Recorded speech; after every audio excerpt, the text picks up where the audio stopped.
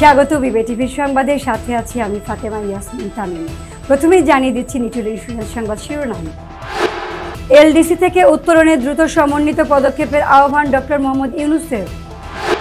BKME নির্বাচনে বিজয়ী হাতেমের নেতৃত্বাধীন পূর্ণ প্যানেল। আবারও কমল সোনার দাম। স্যানিটেশন সুপেয় পানির জন্য ৩,৪০০ কোটি দেবে বিশ্বব্যাংক। পুঁজিবাজার পরিস্থিতি উন্নয়নে ৫ নির্দেশনা দিলেন প্রধান উপদেষ্টা। সব মানুষের জন্য নিরাপদ খাদ্য নিশ্চিত করতে হবে বললেন ফরিদা আক্তার। যে কোনো ব্যাংক ও আর্থিক প্রতিষ্ঠান সাময়িকভাবে সরকারি মালিকানায় নেওয়া যাবে। যুদ্ধবিরতিতে মোদি শেহবাজের প্রশংসা করলেন প্রধান উপদেষ্টা। দেশের সর্বোচ্চ তাপমাত্রা চুয়াডাঙ্গায়, ঢাকায় ৩৯.৯ ডিগ্রি। শুনছিলেন সংবাদ শিরোনাম, এবারে বিস্তারিত। আমাদের সব পরিবারেই হজ নিয়ে একটা গল্প আছে। মাকে হজে পাঠাতে পারছে বলে আল্লাহর কাছে হাজার শুকর তার। পবিত্র হজ পালনের উদ্দেশ্যে সৌদি আরবে থাকা প্রিয়জনদের সার্বক্ষণিক লোকেশন আপডেট এবং খবর জানতে ডাউনলোড করুন লাব্বাইক অ্যাপ। লাব্বাইক অ্যাপে হজযাত্রীরা আরও পাবেন ফ্লাইট ও হোটেল আপডেট, হজের প্রতিটি ধাপের নির্দেশনা, জরুরি সহায়তা নম্বর, 24/7 ভার্চুয়াল হেলথ সাপোর্ট এবং কোরআন গাইড। লাব্বাইক, হজের ডিজিটাল সহযাত্রী। স্বল্পোন্নত দেশ থেকে বাংলাদেশের মসৃণ ও সময়োপযোগী উত্তরণ নিশ্চিত করার জন্য সংশ্লিষ্ট সব সংস্থার জরুরি ও সমন্বিত পদক্ষেপ গ্রহণের আহ্বান জানিয়েছেন প্রধান উপদেষ্টা অধ্যাপক মোহাম্মদ ইউনূস। আজ রাষ্ট্রীয় অতিথি ভবন যমুনায় এলডিসি গ্র্যাজুয়েশন কমিটির সঙ্গে এক উচ্চ পর্যায়ের বৈঠকে তিনি এ মন্তব্য করেন। বৈঠকে উত্তরণের মূল অর্জনগুলোর অগ্রগতি পর্যালোচনা করা হয়। প্রধান উপদেষ্টা বলেন, ইতোমধ্যে বিনিয়োগকারী, তহবিলদাতা ও উন্নয়ন অংশীদারদের মনোযোগ ও সমর্থন আমাদের রয়েছে। এখন আমাদের চলমান প্রচেষ্টাগুলোকে আরও জোরদার করতে হবে। দ্রুত ও সুনির্দিষ্ট লক্ষ্যের দিকে এগিয়ে যাওয়ার জন্য আমাদের সম্মিলিত পদক্ষেপকে আরও বেগবান করতে হবে। প্রাতিষ্ঠানিক প্রস্তুতির গুরুত্বের ওপর জোর দিয়ে অধ্যাপক মোহাম্মদ ইউনূস সব অংশীদারদের ঐক্যবদ্ধভাবে কাজ করার আহ্বান জানান। বিকেএমই এর পরিচালনা পর্ষদের 2025 থেকে 27 মেয়াদের নির্বাচনে মোহাম্মদ হাতেমের নেতৃত্বাধীন প্রোগ্রেসিভ নিট অ্যালায়েন্সের পূর্ণাঙ্গ বিজয়ী হয়েছে। জোটটি 35টি পদের প্রতিটিতে বিজয়ী হয়েছে। শনিবার সকাল 9টা থেকে বিকেল 5টা পর্যন্ত ভোট গ্রহণ অনুষ্ঠিত হয় নারায়ণগঞ্জের চাষারা বিকেএমই ভবনের 6ষ্ঠ তলায় এবং ঢাকার বাংলা মোটরে অবস্থিত বিকেএমই ঢাকা কার্যালয়ে।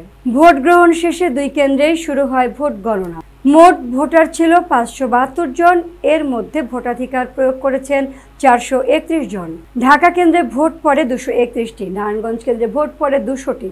সব মিলিয়ে 408টি বৈধ ভোট গণনা করা হয়।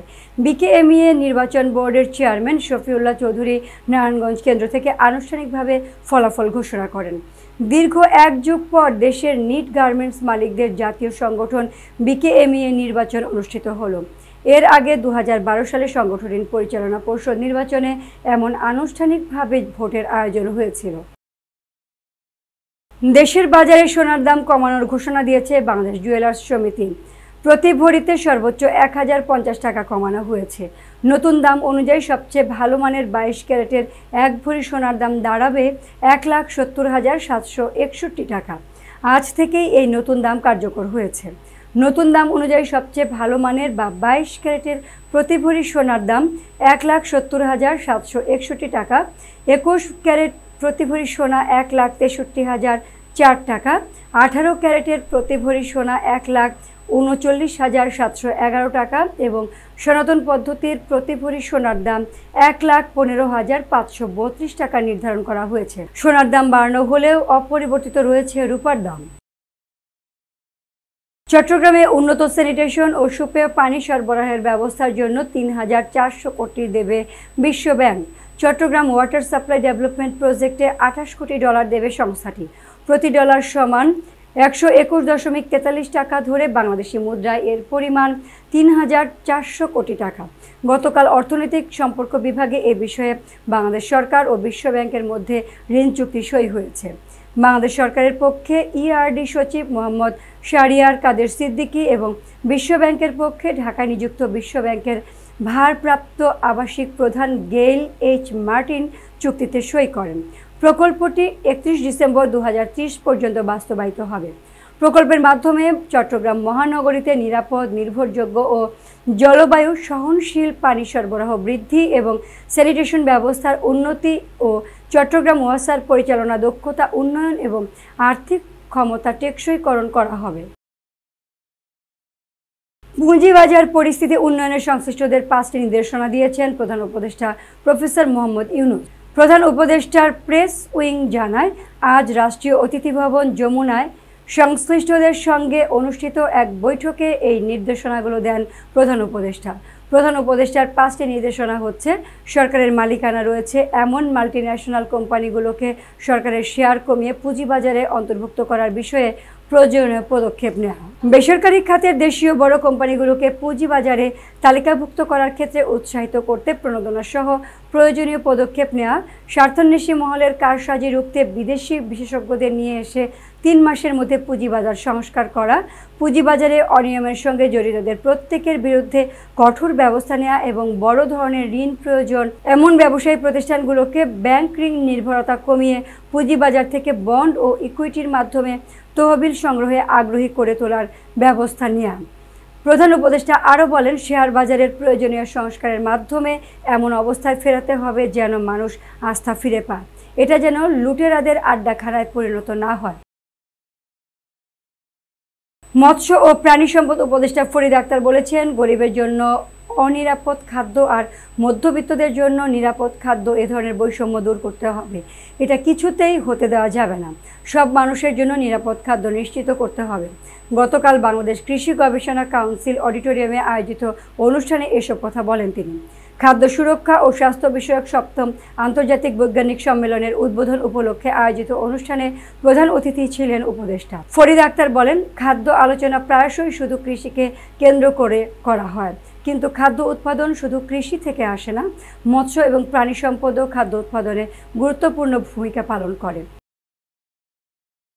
সরকার ও বাংলাদেশ ব্যাংক মিলে ইসলামী ধারাসহ যে কোনো তফসিলি ব্যাংক ও আর্থিক প্রতিষ্ঠানকে সাময়িকভাবে সরকারি মালিকানায় নিতে পারবে।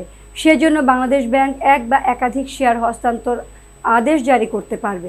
শেয়ার হস্তান্তর গ্রহীতাকে অবশ্য সরকারি মালিকাধীন কোনো কোম্পানিতে হতে হবে, এমন ধারা যুক্ত করে শুক্রবার গেজেট প্রকাশ করেছে সরকার। এর আগে গত 17 এপ্রিল অধ্যাদেশটির খসড়া অনুমোদন করেছিল উপদেষ্টা পরিষদ। অধ্যাদেশে বলা হয়েছে, কোনো ব্যাংকের সুবিধাভোগী মালিক প্রত্যক্ষ বা পরোক্ষভাবে ব্যাংকের সম্পদ বা তহবিল নিজেদের স্বার্থে ব্যবহার করলে ও প্রতারণামূলক অন্যের স্বার্থে ব্যবহার করলে বাংলাদেশ ব্যাংক ওই ব্যাংককে রেজুলেশন করার সিদ্ধান্ত নিতে পারবে। সুনির্দিষ্ট কারণ দেখিয়ে দুর্বল যে কোনো ব্যাংকে অস্থায়ী প্রশাসক নিয়োগ দিতে পারবে বাংলাদেশ ব্যাংক। অধ্যাদেশে এমন ধারা যুক্ত করা হয়েছে। শুধু তাই নয়, ওই ব্যাংকের বিদ্যমান শেয়ারধারী বা নতুন শেয়ারধারীদের মাধ্যমে মূলধন বাড়াতে পারবে। ব্যাংকের শেয়ার, সম্পদ ও দায় তৃতীয় পক্ষের কাছে হস্তান্তর করার সুযোগও থাকছে এ অধ্যাদেশে। সংঘাত আর না বাড়িয়ে যুদ্ধবিরতিতে সম্মত হওয়ায় ভারতের প্রধানমন্ত্রী নরেন্দ্র মোদী ও পাকিস্তানের প্রধানমন্ত্রী শেহবাজ শরীফের প্রশংসা করেছেন বাংলাদেশের সরকার প্রধান মোহাম্মদ ইউনূস। গতকাল এক বার্তায় তাদের প্রশংসার পাশাপাশি যুদ্ধবিরতিতে মধ্যস্থতার জন্য মার্কিন প্রেসিডেন্ট ডোনাল্ড ট্রাম্প ও পররাষ্ট্রমন্ত্রী মার্কো রুবিওর প্রতি কৃতজ্ঞতা প্রকাশ করেন। প্রধান উপদেষ্টা বলেন, বাংলাদেশ সবসময়ই দুই প্রতিবেশী দেশের মধ্যে মতপার্থক্য দূর করতে কূটনৈতিক উপায়ে সহযোগিতা অব্যাহত রাখবে। কাশ্মীরের পেহেলগামে গত 22 এপ্রিল সন্ত্রাসী হামলার জেরে যুদ্ধাবস্থা তৈরি হয় প্রতিবেশী ভারত ও পাকিস্তানের মধ্যে। একে অপরের মাটিতে ক্ষেপণাস্ত্র ও ড্রোন হামলার 4 দিনের মাথায় শনিবার বিকেল 5টা থেকে দেশ দুটি যুদ্ধবিরতিতে গেছে। এর মধ্য দিয়ে দেশ দুটির গত কয়েক দশকের সবচেয়ে বড় সংঘাতের আপাতত ইতি ঘটল। গত কয়েকদিন ধরে দেশের মধ্যে সর্বোচ্চ তাপমাত্রায় পুড়ছে চুয়াডাঙ্গা। দেশব্যাপী ছড়িয়ে পড়া তাপ প্রবাহ বয়ে যাচ্ছে রাজধানী ঢাকাতেও। গতকাল চলতি মৌসুমের সর্বোচ্চ তাপমাত্রা 42 ডিগ্রি সেলসিয়াস রেকর্ড করা হয় চুয়াডাঙ্গায়। ঢাকায়ও এদিন তাপমাত্রা রেকর্ড করা হয় 40.1 ডিগ্রি সেলসিয়াস, যা ছিল বছরের সর্বোচ্চ। গতকালের মতো আজ চুয়াডাঙ্গায় দেশের সর্বোচ্চ তাপমাত্রা রেকর্ড করেছে বাংলাদেশ আবহাওয়া অধিদপ্তর, তবে তা গতকালের তুলনায় কিছুটা কম। ঢাকায় আজও তাপমাত্রা কিছুটা কমেছে বলেও জানিয়েছে সংস্থাটি। আজ ঢাকার সর্বোচ্চ তাপমাত্রা 39.9 ডিগ্রি সেলসিয়াস রেকর্ড করা হয়েছে। চুয়াডাঙ্গায় আজ তাপমাত্রা রেকর্ড করা হয়েছে 41.8 ডিগ্রি সেলসিয়াস। আগামীকাল তাপমাত্রা আরও কমবে বলে জানিয়েছে আবহাওয়া অধিদপ্তর এবং কোথাও কোথাও গুঁড়ি গুঁড়ি বৃষ্টি হতে পারে। ঢাকায় বৃষ্টি না হলেও আকাশ মেঘলা থাকতে পারে। সংবাদ শেষ করব, যাবার আগে শিরোনামগুলো জানিয়ে দিচ্ছি আরও একবার। এলডিসি থেকে উত্তরণে দ্রুত সমন্বিত পদক্ষেপের আহ্বান ডক্টর মোহাম্মদ ইউনূসের। বিকেএমই নির্বাচনে বিজয়ী হাতেমের নেতৃত্বাধীন পূর্ণ প্যানেল। আবারও কমল সোনার দাম। স্যানিটেশন সুপেয় পানির জন্য ৩,৪০০ কোটি দেবে বিশ্বব্যাংক। পুঁজিবাজার পরিস্থিতি উন্নয়নে 5 নির্দেশনা দিলেন প্রধান উপদেষ্টা। সব মানুষের জন্য নিরাপদ খাদ্য নিশ্চিত করতে হবে বললেন ফরিদা আক্তার।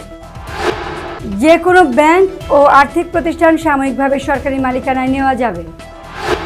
যুদ্ধবিরতিতে মোদি শেহবাজের প্রশংসা করলেন প্রধান উপদেষ্টা। দেশের সর্বোচ্চ তাপমাত্রা চুয়াডাঙ্গায়, ঢাকায় 39.9 ডিগ্রি। বিবিএ টিভির সংবাদ এ পর্যন্তই। সর্বশেষ সংবাদ জানতে ভিজিট করুন YouTube/বিবিএ টিভি, ফেসবুকে লগ ইন করুন Facebook/বিবিএ টিভি। এছাড়াও আমাদের ওয়েবসাইট ভিজিট করুন www.bbtv.news। এতক্ষণ সঙ্গে থাকার জন্য ধন্যবাদ।